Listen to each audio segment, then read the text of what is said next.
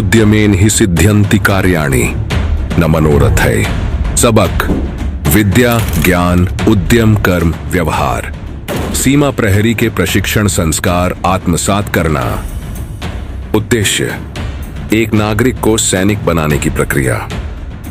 सभी विषयों पर मजबूत पकड़। शारीरिक सौष्ठव, मजबूत तन और मन, सामरिक दक्षता, अस्त्रों और शस्त्रों के इस्तेमाल की प्रवीणता। ड्रिल: अनुशासन आत्मसात करने की यौगिक क्रिया। फील्ड क्राफ्ट: जमीन की समझ की बारीकियां। बैटल क्राफ्ट: युद्ध कौशल का ज्ञान। सीमा प्रबंधन: भारत की सीमाओं को अक्षुण्ण बनाए रखने की विद्या। परिणाम: भारत की सीमाओं पर सुरक्षा की अभेद्य दीवार।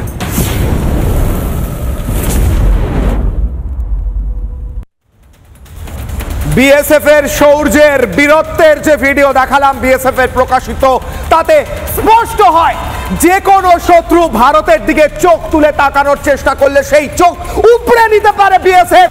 আর সেই বিএসএফ নিজেদের কন্ট্রোল করে, নিজেদেরকে নিয়ন্ত্রণ করে বারবার এই বাংলাদেশি অনুপ্রবেশকারীদের ফেরত পাঠাচ্ছে।